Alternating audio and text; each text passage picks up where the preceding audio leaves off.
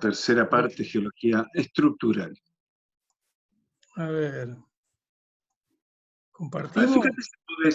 Fíjate si podés compartir tu pantalla. A ver, no me deja. ¿No? No, tenés que habilitar a... Sí. ¿Tienes que habilites a todos o...? Sí, pero no me acuerdo, como no tengo ganas de ponerme ahora. Espera.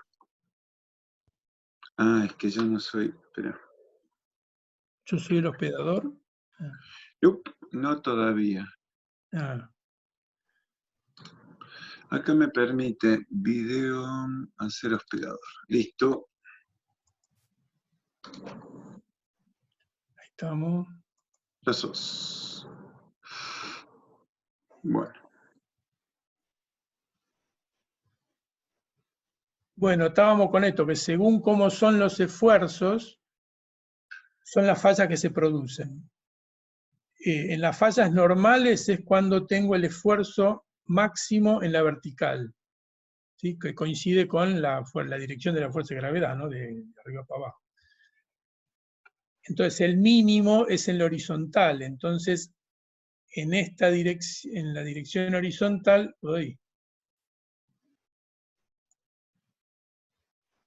la dirección horizontal,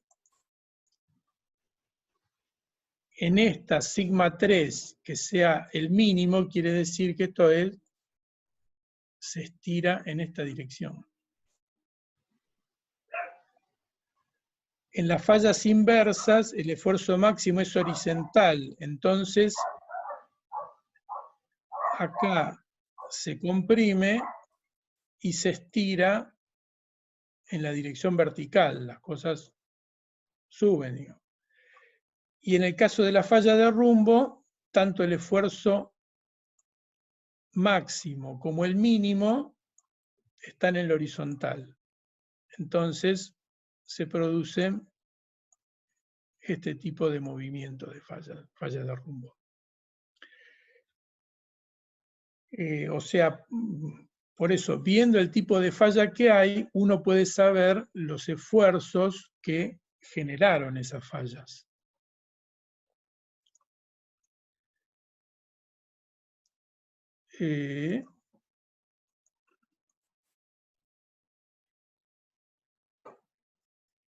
Ahí está lo mismo, más o menos.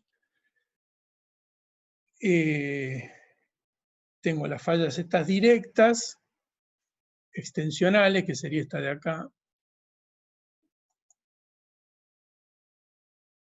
¿no? O sea, esto sube y esto baja. Las fallas inversas, que serían estas, con esfuerzo máximo horizontal, que en general acá siempre los materiales se fracturan formando un ángulo agudo con el esfuerzo máximo. En este caso el esfuerzo máximo es horizontal, el ángulo agudo está acá, por eso las fallas inversas en general tienen menos de 45 grados. En el caso de las fallas normales, el esfuerzo máximo está acá, entonces en general las fallas directas tienen más de 45 grados, son de ángulos, inclinan con ángulos altos. Y en el caso de las fallas de desplazamiento de rumbo, el esfuerzo máximo está en la horizontal, entonces en general son fallas que tienen, los planos son verticales, los planos de fallas son verticales y se mueven de costado, o sea, no están inclinados. Bueno, para que vean que, digamos, hay una relación entre la forma de las fallas y el tipo de fallas y los esfuerzos que actúan, ¿no?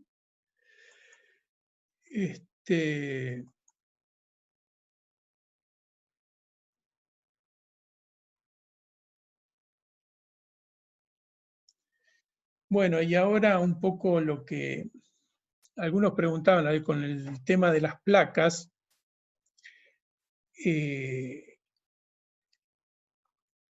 digamos, los tipos de ambientes estructurales que hay, ¿no? Vamos a borrar todo. O sea, en los lugares donde hay esfuerzos tensionales, suele haber fallas directas o normales, que esto es en general en donde las placas se están separando. ¿Sí? Eso puede ser en la zona de las dorsales oceánicas y en los continentes donde se empieza a generar, ¿se acuerdan los rifts? Donde la corteza se empieza a fracturar y se empieza a separar. Antes que se forme el fondo oceánico, todo empiezan a haber un ambiente extensional donde la corteza se está separando, se está moviendo hacia los costados, o sea que el esfuerzo mínimo está en esa dirección y el máximo. Y esos son ambientes donde se generan fallas directas o normales. Y hay distintas estructuras que se forman con esto que se llaman, van a escuchar hablar de hemigraben, que es esta estructura acá, donde tengo, se llama hemigraben porque es la mitad de un graben, que esto es un graben. O sea, en ambientes extensionales se forman horst, que son pilares que están arriba, y graben, que son, no sé dónde vienen, son alemanas las palabras, ¿no? Se hablan de horst y graben. Muchas veces lo que se ve son estas estructuras, son hemigraben, o sea, no veo las dos enfrentadas, sino que veo solo una, ¿no? Entonces ahí hablamos de hemigraben, que esto es muy común en los ambientes de rift, que en general el desplazamiento se va de tener alto ángulo acá, las fallas en profundidad pueden tener ángulos bajos, y bueno, empiezo a tener los movimientos de la corteza en distintas direcciones. O sea que en los ambientes estos de extensionales que se forman, donde las placas se separan, son comunes todas este tipo de fallas normales. Donde las fallas se mueven de costado, como eran la falla de San Andrés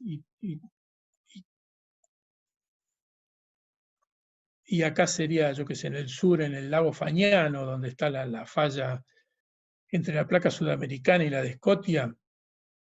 Bueno, ahí se forman este tipo de fallas de rumbo, ¿no? Fallas de rumbo donde las placas se mueven de costado. No es que una sube y una baja, sino que se mueven básicamente de lado, ¿no?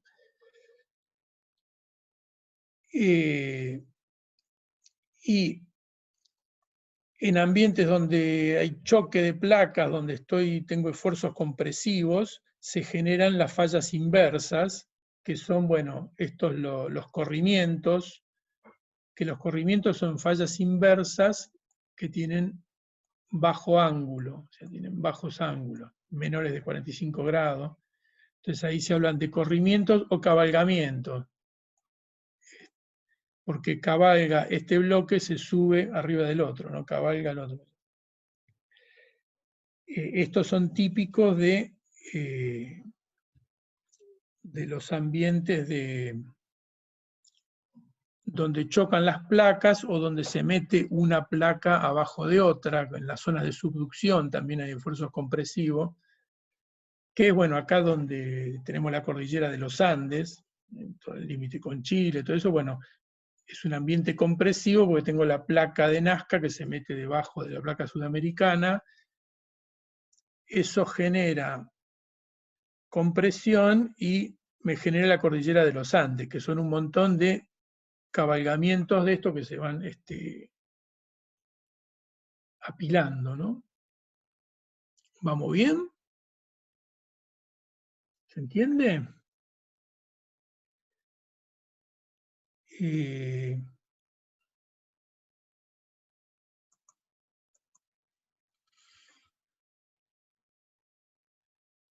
A ver.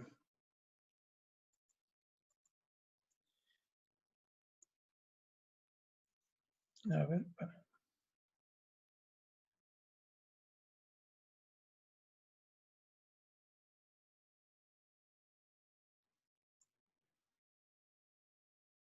¿Cómo? Bueno, podemos ver algunas fotos, de evidencia de fallamiento, cosas que nos indican la presencia de fallas. Hay cosas que llaman esto que son los espejos de falla, que son estos planos por donde patina la roca. No sé si alcanzan a ver acá.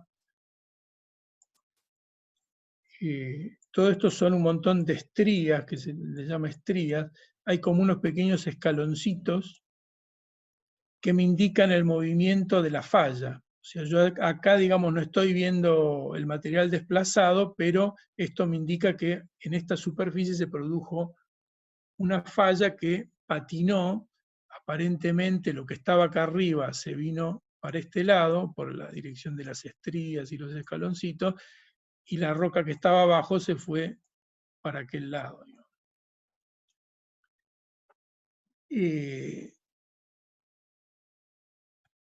Después, bueno, acá, bueno, acá sería, ¿no?, una superficie de falla. Si vemos esto en detalle, se ve así, digamos, como todas estas estrías, y a veces no se ve eso, sino que se ve la roca molida, algo que llamamos jaboncillo de falla. A ver si se alcanza a ver. Bueno. O sea, a veces está todo el material fracturado.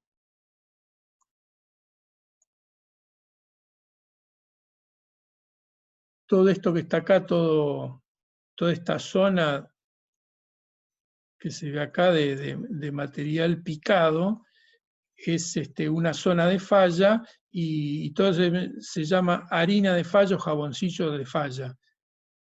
Esta es otra falla, pero acá ya no hay harina, sino que se ven bloques grandes, son todos pedazos grandes, digamos, de una zona. Esta está en el Tarbuk, esta fue una falla que produjo este movimiento. Esto es lo que se llama una brecha de falla. Cuando esos materiales angulosos, así se llama brecha. Cuando está todo molido, finito, se llama jaboncillo o harina de falla. Acá también sería toda esta zona que está por acá, está todo. A veces, digamos, en zonas donde de fallas muy importantes, esta puede tener acá, bueno, esta tiene 40 centímetros, pero a veces puede tener más de 40, varios metros, digamos, de zona toda fracturada. Bueno, otras evidencias de fallamiento, en el caso de una falla de rumbo o falla transcurrente, se pueden ver en las imágenes aéreas o en las las imágenes satelitales. Indirectamente se ven ríos que han sido desplazados por la falla. A veces en la dirección de la falla se generan lagunitas por zonas que se hunden. Bueno, esto es típico más de fallas de estas de rumbo, ¿no?, donde veo estos desplazamientos de los cursos que me indican el movimiento de la falla.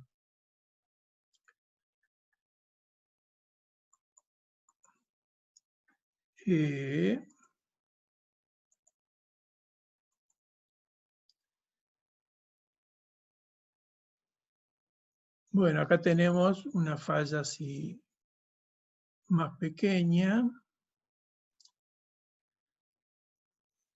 Acá ustedes ven esto en el campo, entonces se ve acá esta discontinuidad. Y si uno empieza a hilar finito, ve que los estratos, de acá, aparentemente es que está acá, de acá, y viene acá, es una falla donde es donde se ve la pérdida de continuidad de los estratos y el desplazamiento que se produce, ¿no? Este es un tipo de falla. Acá dibujé mal. No, está bien. Profe, Sí. sabe que recién se me dio por buscar acá en Google un par de Sí. fotos del Gran Cañón.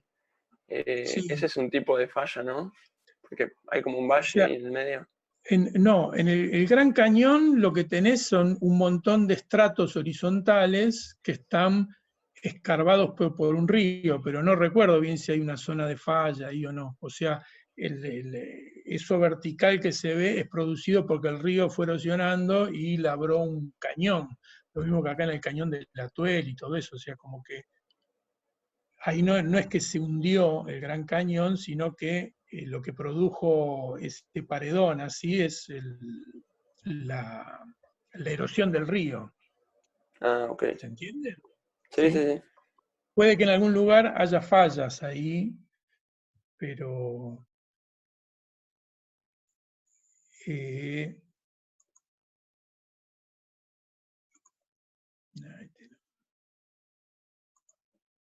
no, ¿qué dice? Bueno.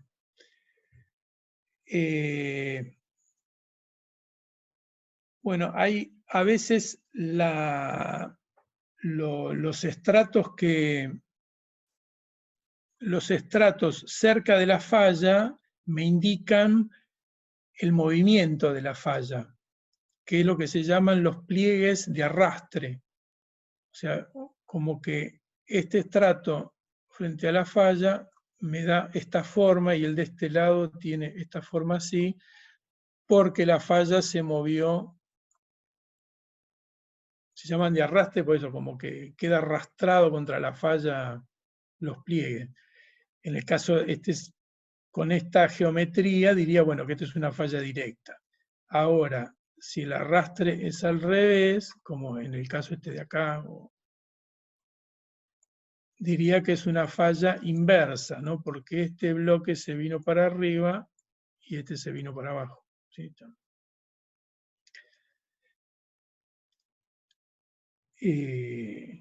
Bueno, son evidencias que nos ayudan a reconocer el tipo de falla.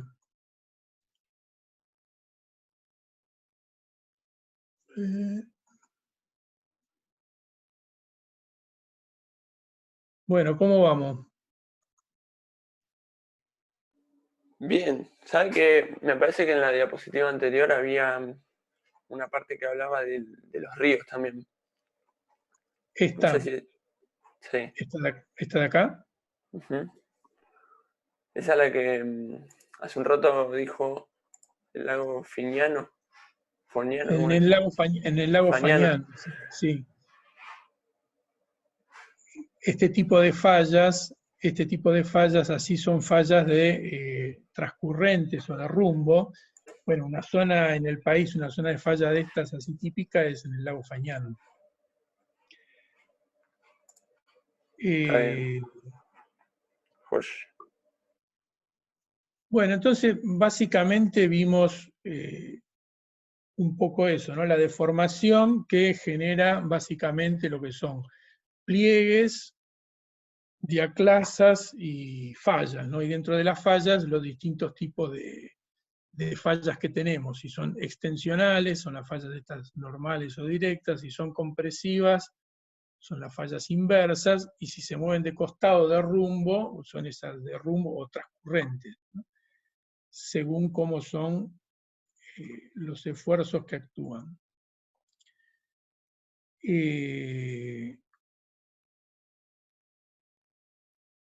Bueno, hasta acá estamos con lo de un poco de estructural. No sé si Marcelo querés agregar alguna cosa. ¿Está por ahí? Bueno. No, estoy. Lo que pasa es que estaba haciendo algunas otras cositas. Acá estoy. ¿Querés agregar alguna cosa o avanzamos con alguna cosa así más de estratigrafía? Eh, No, yo creo que sobre todo preguntarles si tienen, o sea, ver si ¿Alguna tienen duda? preguntas, ¿no? Como estas. Ahí Sí, había una pregunta que leí y que es interesante porque la pregunta era si estas fuerzas las generaba o las producía la tectónica de placas. sí, Y en principio sí, sí, sí, sobre todo las fallas compresivas, aunque sí. también excepcionales, porque digamos en esos casos, fíjense, a ver si no estoy tan errado, Marce, vos conocés un poco más la geología regional, Sí, pero la profundidad que tienen algunos sectores, el basamento cristalino de la pampa, de nuestra pampa, debajo nuestro exactamente, el basamento cristalino son rocas ígneas, básicamente, que se han hundido. Y en principio entiendo que ese hundimiento a 500 metros, a 1000 metros inclusive, que después se fue cubriendo de sedimentos, se produjo por la extensión cuando se separó América de África.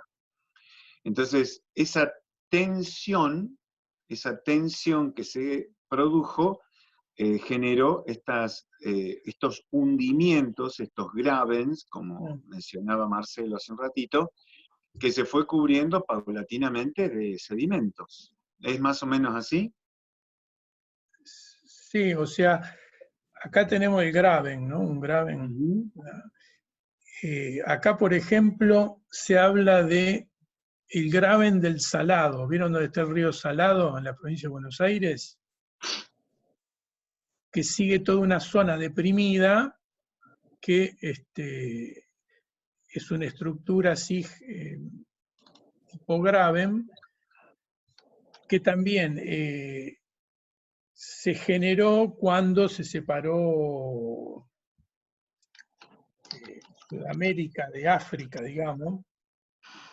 Hay algunas cuencas así perpendiculares a lo que es la dirección de apertura. Bueno, una de estas es el Graben del Salado. Ujú. O sea, pongan que hubiera progresado este Graben, se hubiera generado un rift y se hubiera partido la Argentina así, se hubiera ido un cacho para abajo. Bueno, son, son estas estructuras tipo de rift extensionales que no progresan, o sea, en determinado momento se empieza a estirar, pero gana otra dirección, que fue la norte-sur, y bueno, se separó en esa dirección, ¿no? Claro, pero esas fuerzas tensionales o Sí, extensionales, cuando se abrió América del África, sí, hubo otro sector más cerca del sí, Atlántico, obviamente, lo que es hoy el Atlántico, que fue donde se produjo la separación. Pero sí, al irse separando esta situación, estas partes quedaron hundidas, ¿no? En cambio, bueno, la cordillera de los Andes es la representación justamente de fuerzas compresionales, mm, la placa, la placa oceánica del Pacífico, haciendo compresión contra la placa este, la placa continental de América, ¿no? Así que bueno, y eso se ve reflejado en la cordillera de los Andes, pero también se ve reflejado en otros sectores internos de la Argentina o del interior de la placa o de la corteza continental, como son, por ejemplo, las sierras pampeanas, las sierras de Córdoba, de Catamarca, toda esa zona, que esas fuerzas generadas durante hace 20 y pico de millones de años durante la compresión andina, donde cuando la cordillera de los Andes se generó, también generó la partición, la rotura de todas las sierras pampeanas que se fueron elevando. Como esa zona no era una cuenca de sedimentos y eran rocas metamórficas y rocas ígneas que no tienen plasticidad, entonces se partieron, se rompieron. No tuvieron otra alternativa que romperse y partirse, ¿no? Lo mismo pasa en la Puna, en sectores de la Puna, en donde se producen fallas gigantescas que levantaron toda una estructura, en lugar de plegarla, la levantaron y la pusieron a 4.000, 5.000 metros en un bloque gigantesco como es el de la Puna, ¿no? Entonces, respondiendo a eso, sí, las principales fuerzas tectónicas son originadas por la tectónica de placas, ¿no? Por esa dinámica de la corteza. Sí. ¿Tenés idea para dibujar en blanco? ¿Dónde lo Sí, ponés? tenés que compartir y hay una pizarra, dice, compartir pizarra. A ver. Lo podés hacer vos, yo ahora no puedo porque sos el Ahí está. anfitrión. Ahí encontré. ¿Está? Ahí está, pizarra. Muy bien. A ver si hago el dibujito, a ver, vamos a probar. Si yo tengo, bueno, esto sería la zona de subducción.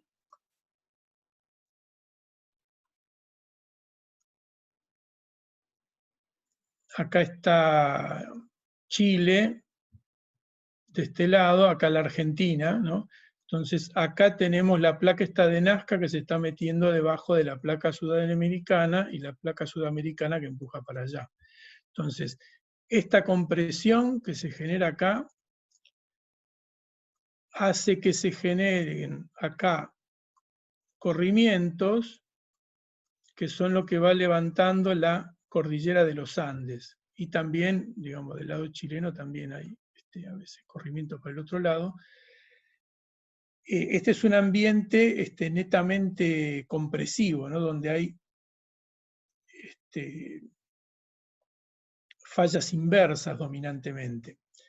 Pero en algunos momentos, bueno, acá estaríamos nosotros en Buenos Aires, acá vendría después la placa hasta la dorsal del Atlántico, bueno, y acá ya vamos a África, ¿no? Acá, digamos, está la dorsal donde se está generando corteza, ¿no? Todo esto es corteza oceánica. Pero bueno, cuando se empezó a generar la separación, acá se generan un montón de fallas normales asociadas a un ambiente de lo mismo del otro lado, ¿no? A un ambiente extensional. Distintas cuencas que se rellenan con sedimentos y donde son dominantes las fallas normales. Ahora, cuando se empezó a separar Sudamérica de África, había como esfuerzos extensionales en toda la placa, e incluso en las zonas estas de borde, la subducción acá, ¿qué dice? Me quería cobrar algo, ¿no? Nos Incluso quedan 10 minutos, Marce, 10 minutos. Bueno, en estas zonas se producía también extensión. Y acá se generaban cuencas extensionales con fallas normales, que, donde también, acá tenemos el nivel del mar, bueno, donde también entraba el mar, y son todas cuencas marinas que estaban en un ambiente donde hoy es compresivo, pero antes había extensión y se acumularon muchos sedimentos, que todo lo que llamamos la cuenca neuquina y todo lo que es toda la producción de petróleo, lo más importante de la producción de petróleo está asociado a este tipo de cuencas extensionales donde se acumulan sedimentos que después dan origen al petróleo. Y que estaban no en un ambiente, no así en el borde de la placa divergente, sino asociados a un borde convergente, digamos, ¿no? Donde, o sea que los esfuerzos pueden ser muy variables, no porque estemos en un borde convergente hay compresivos, y no porque estemos en un divergente hay extensivos, ¿no? En general sí, pero en algunas circunstancias no es así. Hay zonas donde puede haber extensión y zonas donde puede haber compresión. Eso para que sepan que acá, bueno, en la cordillera de los Andes, todos los sedimentos marinos que hay es porque antes había una cuenca marina acá asociada a un ambiente convergente, ¿no?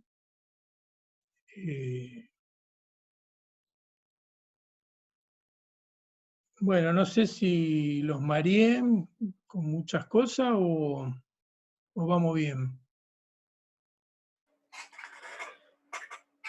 Para mí fueron un montón de cosas que vimos, pero lo sigo. Dentro de todo, algo capté. Sí, bastante complejo. ¿Dónde podemos leer más de esto como para ver si nos podemos aclarar? Sí.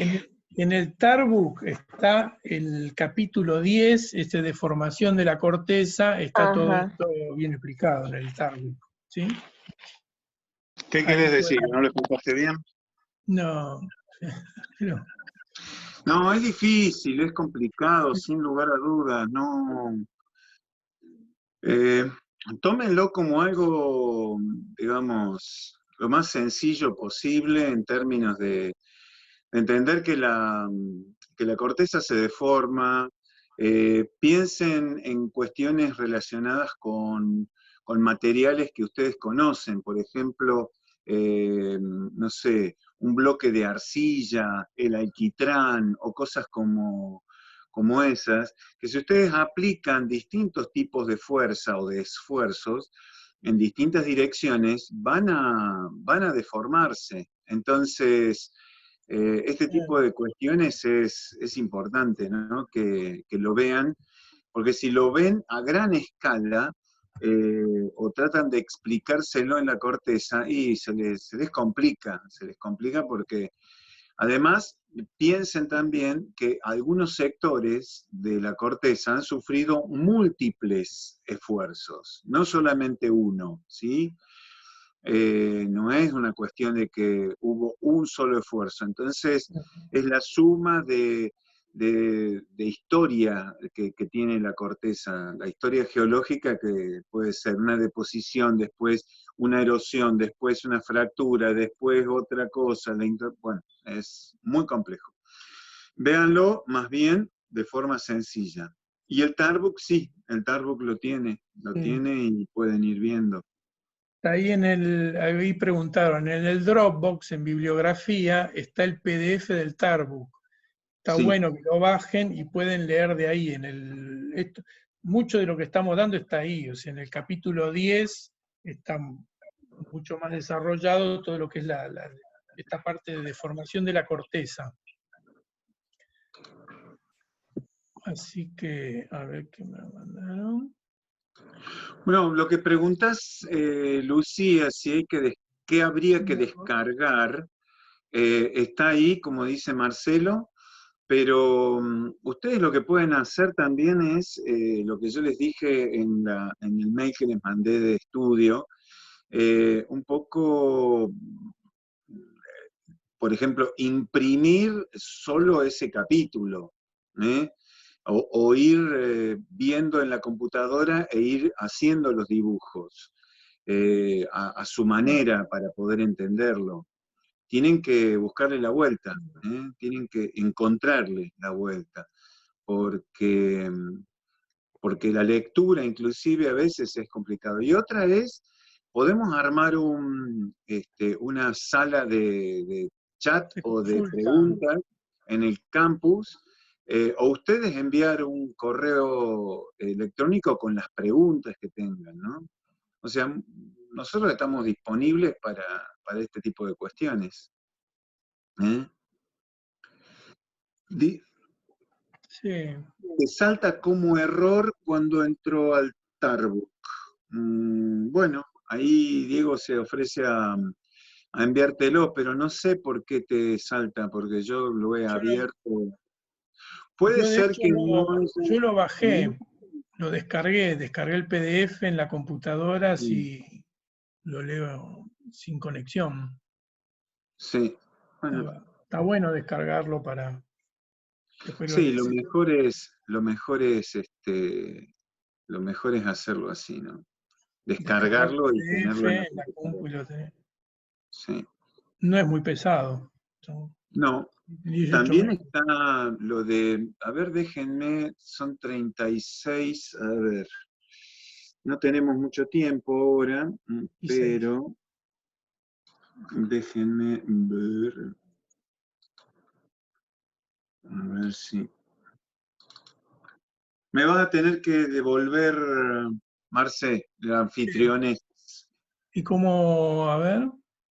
Marcame PC, Marcelo PC, y dame el anfitrión. Si no, A ver, entramos un ratito, un cachito más, porque estoy viendo de la parte de geo, esa cuestión de el CD ese que les grabé y que les compartí. a ver, ahí te devolví la anfitrionés. Ahí está, sí, Dale. correcto. Crush. Esperen, denme un minuto. A ver, acá estoy, voy a compartir. ¿Qué comparto? Esto. A ver si sale, no estoy seguro, ¿eh? No me lo permite. Bueno, a ver si... Denme un segundo, ¿eh? Pues estoy Ahora sí. compartiendo. Compartir, sigan las instrucciones. Bueno, escoger sumarse. 1 minuto 30. Sí, bueno, yo mientras tanto pruebo, ahora sí, entonces, claro, lo que pasa es que me lo toma completamente. Bueno, vamos a tener paciencia. 1 minuto 30. Bueno, Vamos a ver, ¿eh?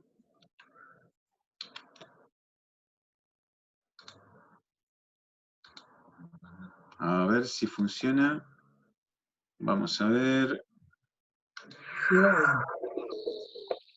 ¿Escuchan la música también? Sí, sí, sí. Sí. Bueno, acá, ven, este es el CD que les mandé. Entonces acá entran... Bueno, acá van viendo, ¿no? Information. Información. Is a dynamic planet. Tectonic forces deform rock Está en to inglés, produce pero más o ice menos ustedes pueden protecting ir... mountain belts. Stress is the amount of force that acts on a rock unit to change its shape and or its volume. Stress is the amount of force that acts on a rock unit to change its shape and or its volume. Y de paso practican Strain inglés. is the deformation caused by stress. The rocks shown have been deformed by folding and faulting. No solamente